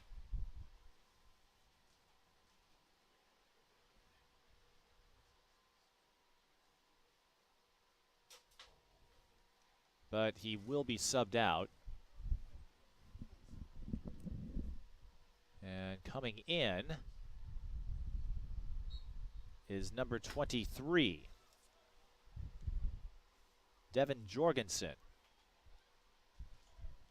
So Jorgensen taking the Substitution out place. for Thunder Bay. Number 23, Devin Jorgensen, replacing number 13, Francesco Lucini. Oh, Francesco Busini was the injured player. Tough break for Busini. He had a lot of touches in the first half as Thunder Bay was looking to press early. We've been talking about straddling, Don. It is a little strange that we're straddling on the edge of this weather system. We've been getting some drops of rain throughout the second half, but nothing that would impede the course of events. Certainly no weather delays. No, I mean, might make the field a little slippery. We haven't seen any effect of that. I think it's just been a little refreshing for the players who early on it was a little muggy and hot, and now it's a very cool and refreshing evening for summer. If we were in Mankato or Rochester, that area, different story. And who knows, we might get a club down there in the future. USL 2, there are a lot of teams in these pre-professional leagues as Dylan Olson fighting off two defenders and succeeds. Number 24, Fida intervenes. Another corner coming up for St. Croix SC, but another fine piece of work by Olson. That time he had to navigate two defenders and he got control of the ball. Fida able to prevent him from Sending it across. to the teammate. Yep. But Dylan Olson, what can't he do?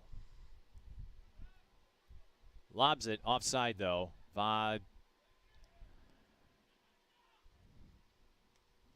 Right idea. There's some urgency too in how quickly Thunder Bay wants to get that ball back down the field. Well, time is Of the winding essence. down. Yeah, 10, 12 minutes left of action. Good lead pass.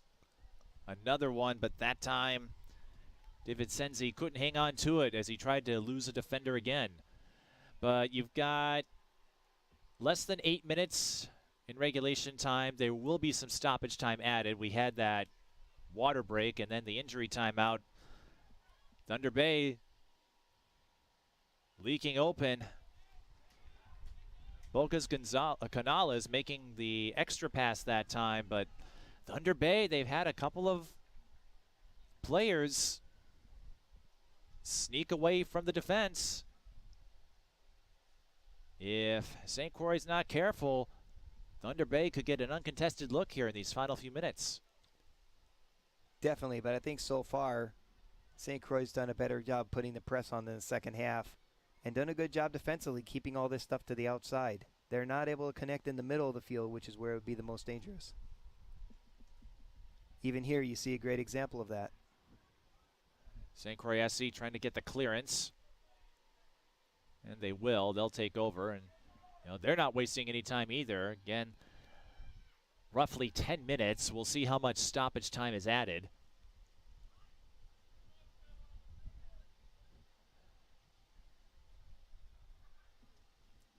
And don't tell these two there's nothing to play for.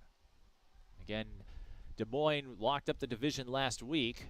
There's a header that is caught by Morris. Nice play, though, from Sullivan Oliveira Silva. Yeah, and earlier I think they missed a really good run by Devin Jorgensen, who was trying to go down the right side, number 23 for Thunder Bay. He was running down the side.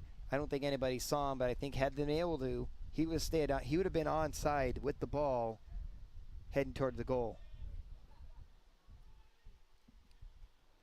I think that's where you'll look at tape of that and realize that you had a teammate doing that. Here you see some aggressive play back and forth. I don't think they're going to call that, and they are not. No. And that's been consistently not called today. And Shavara leaking outside Yeah, it looked his like box. looked like he wanted to catch that and then realized he couldn't because he's outside That's the right. box. You can't touch it if you leave the box, if you're the keeper. He was pretty far outside the box, so it was really weird. It was weird for me to see him do that. And if you're wondering, goalkeepers are allowed to touch the ball anywhere inside the box, but if they leave that area, then they cannot use, or I should say they can't touch the ball with their hands. Correct. No, they can still touch the ball, just not with their hands. They just become a normal soccer player yes, outside that box. A normal position player outside the 18-yard box.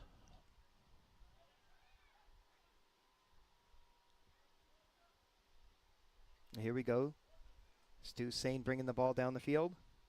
Dylan Nice Olsen sitting lead. up on the left side, but here's Va on the right. Va trying to work around Diego Martinez Rojas, number 5. He does, but a second player gets in the way, and Va ends up collecting the foul. I should say that was Federico Tempestilli. Yes, you should. Well, I have to correct myself. I'm not above that.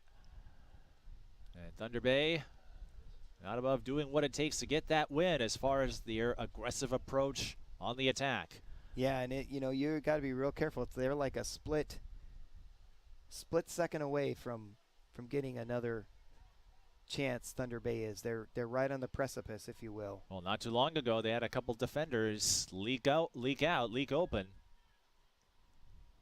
Weren't able to do anything with it. Well, Jack Morris made a save in one instance. And going back to this game, Don, and the corners, which continue to favor St. Croix SC 7, just 2, as the skies brighten a little bit. Of course, we are approaching sunset here, with this being 10 minutes to 9. But the weather, at least the precipitation, seems to be clearing. Thunder Bay trying to keep it in play. And Kowalski ran out of space. Yep. Camden just lays down on the field for a moment, fully gassed after putting it all in as we approach the 88th minute. St. Croix SC, they're going, so if they could get this play in. Olsen keeps, almost kept it in play there, couldn't quite do so. But St. Croix SC, you saw they marched downfield in a hurry. They could have had a man advantage with Kowalski taking his time after that mad dash to keep the ball in play. And Jack Morris not taking any chances here. Trying to work together to create a goal, tied 1-1. I think they'd like to try to get a second goal in. Either team would love to take the win after a hard-fought battle. Rain seems to have cleared up. There they called the foul. This is quite the picture, Don. I know you enjoy your background settings, but you take a look at this sky here. It's really pretty. The contrast between the dark clouds and the setting sun.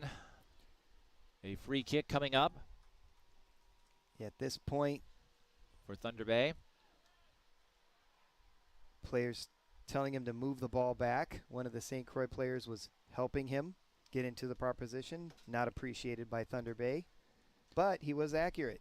He did not get a talking to by the referee for that maneuver, which might normally be considered bad sportsmanship. Lucas Canales with a big free kick. If he can find his mark, St. Croix SC knocks it away. Ozuzu, who has the lone goal for St. Croix, lost it on the challenge. Now Thunder Bay with numbers. Man. Another fine piece of work. I think that was Anderson. Really great job defensively by both clubs there to steal the ball from the other player, trying to get an attack opportunity going. As we now are coming up on 89 minutes in this match. How much stoppage time will be added? I'd say, I'm thinking 3 minutes. Maybe a little more. We did have that injury timeout that paused the game. I can see that being 4, but I can be wrong. Va tries to turn and burn. And it now ends up getting players tripped up, and one of the players Thunder are Bay players is getting hobbling. gimpy here. Fida, he was slow to get up. Va, slow to get up, trying to walk this off. This is taking a toll, this mad dash in the final few minutes. Stu Sane ends up bumping one of the Thunder Bay players to keep the ball going, and now you have just a back and forth and a little bit of human pinball going on. And St. Croix SC will take over as Thunder Bay was offside. We now enter stoppage time. You can't see it on the screen. We don't have a second clock, if you will. That's tied into the scoreboard, but this is it. Waiting to see if we get an announcement here. We might get a text update on those stoppage time. Centering pass attempted by Zakowski, and a foul was called on St. Croix SC. They're announcing contest winners at the time. And it looks like before this match is over, we've got 3 substitutes coming in for St. Croix Soccer Club. You're allowed to do that in stoppage time. I think St. Croix knows there's going to be a few minutes tacked on with the 2 stoppages, one for a hydration break and one for an injury. We have a different number 3 checking in. Jacob Denzeo. Yeah. He's checked in the game. Number 3 was the name was also the number worn by Hecht, one of the defensive players who was injured earlier this season and has not returned. I hope he's okay, because he was a good quality player, fun to watch.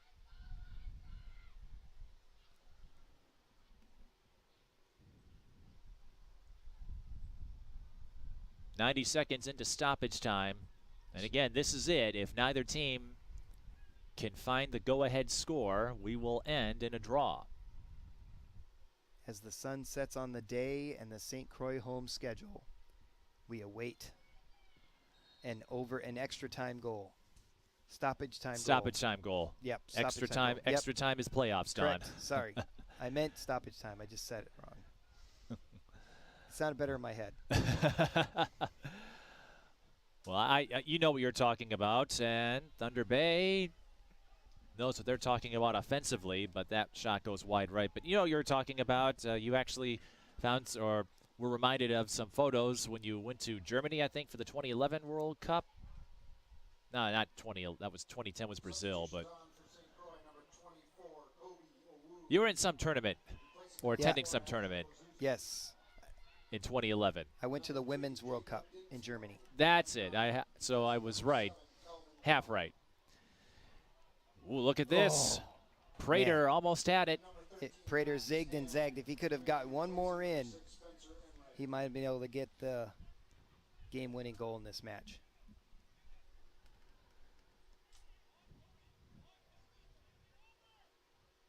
Nice flick ahead there. Foul is called. They are going to call that foul. And then I thought I saw him reach for his pocket, but he did not. No card issued. Nope. We're 3 minutes into stoppage time.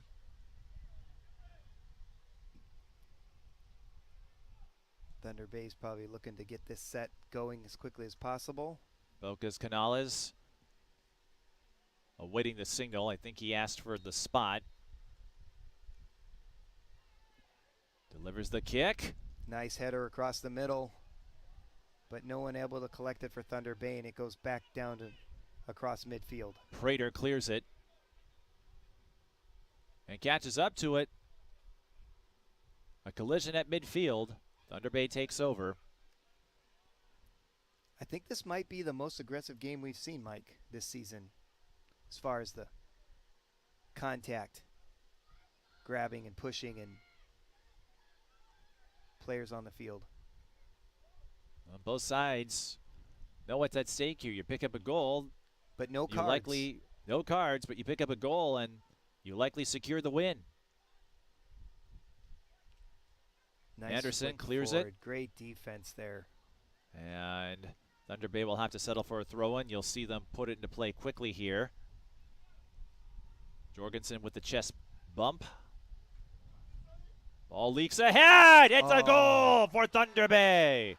It leaked behind, and I believe Sullivan Oliveira Silva is somewhere in that pile of insanity. I agree. That's our goal. That's all goal scorer, number 7 for Thunder Bay. Officially, that will go down as 90 plus 5. As it occurred in the 5th minute of stoppage time, you see another look. Don, the ball just leaked behind. Thunder Bay had worked their way open on a few sets. Oliveira Silva, right place, right time. And Thunder Bay looks like they're going to get the first victory on this 4th of July road trip. And you saw the look of exasperation from St. Croix SC. And don't tell anyone here there's nothing to play for, even if the postseason. That could very well be the winner. That is the first goal of the season for Sullivan Oliveira Silva. But look at Osuza dance. Oh, no foul there, and it looks like Thunder Bay is going to kick that ball down the field, but St. Not Croix quite. back on the attack. That's the whistle. That's it. That's all. Thunder Bay with a dramatic victory, 2-1 over St. Croix SC. Sullivan Oliveira Silva, the hero. His first goal, every goal tonight, delivered by first-time scorers. Don and I, we're going to sort this all out and wrap up the home portion of the 2022 regular season for St. Croix SC when we return.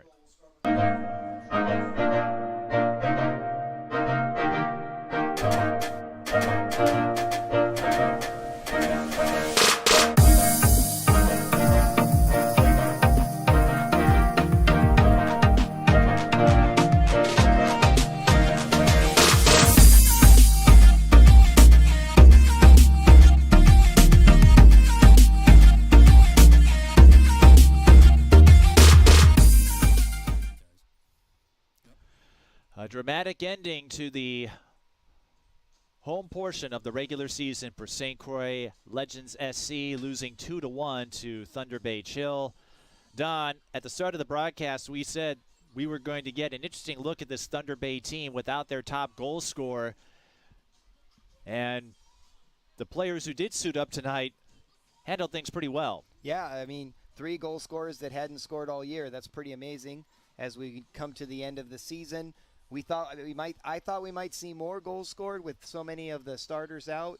We did not. We ended up having a 1-1 draw, and then it took 5 minutes of extra time to put that goal winner, the game winner, on the board. Sullivan Oliveira Silva with the winner in stoppage time, 90 plus 5 if you're scoring it at home. And Don, that's what this game came down to. We noted in the second half, Thunder Bay had some players leak behind, leak out, get themselves open for looks.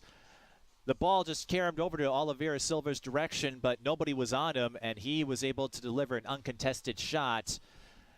Those opportunistic moments made the difference as Thunder Bay picks up the season sweep over St. Croix SC. Yeah, you were tracking the corners. In addition to the better corners, I feel like Thunder Bay played a stronger game, and they came out with the 2-1 victory. With that, they go to 4-2-3 with a pair of games against FC Manitoba coming up. St. Croix SC falls to 2-6-2. They have Minneapolis City SC and Des Moines awaiting them. And Don, I know we talked a lot about what worked well for this team, what they want to do moving forward. And St. Croix SC, sometimes you have to take those lumps before you can get to the promised land. This season has been an example of that. But as we bid adieu to St. Croix SC soccer for 2022, what are your takeaways from this first year of operation? I mean, I thought they did a great job in a first year, and they've got stuff to build on. Nate talked about it at halftime with how the competition's been strong. I think they played a much better game today than they did last week. So, upcoming, you got Des Moines, you've got your Minneapolis City rival. You've got 2 good games left on the schedule on the road, and then you can finish the season strong. But I think they've learned a lot. You'll see some growth. It'll be fun to see next year how that compares to this year as this team develops. And looking back on the season, finishing games will be at the top of the list for this team. But again, there's a lot more than wins and losses with these USL, these pre-professional leagues. So hopefully these St. Croix players, not to mention they go back to their college teams in about a month or so. So I imagine the lessons they picked up from playing against some high-caliber competition, whether it was Des Moines or Thunder Bay, could pay huge dividends as they return to their college programs. Yeah, it'd be fun to see who comes back, because I think they've got something that they're building here that looks very promising. So the future's bright. The future is bright, but tonight it belongs to Thunder Bay with a 2-1 victory over St. Croix SC. Sullivan Oliveira Silva with the goal in stoppage time of the second half. They have one more game in this Midwest swing with Minneapolis City SC tomorrow, and then 2 games with FC Manitoba. But that does it from Pony Stadium at Oak Park Heights, and we'd like to thank all of you who joined us all season long on Valley Access Channels and 11 Sports. We hope to do this again next year.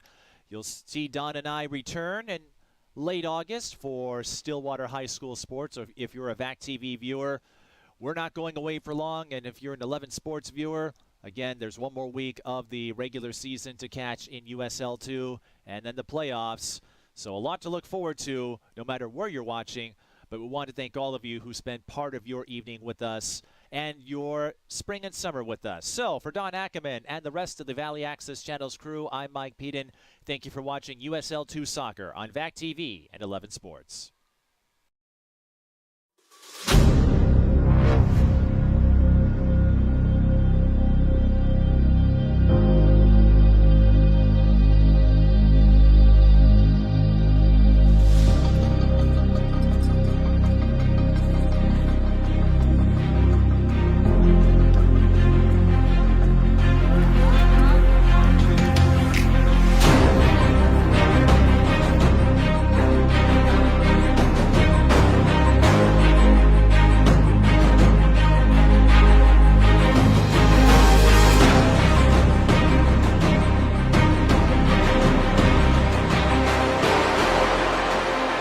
I am legend.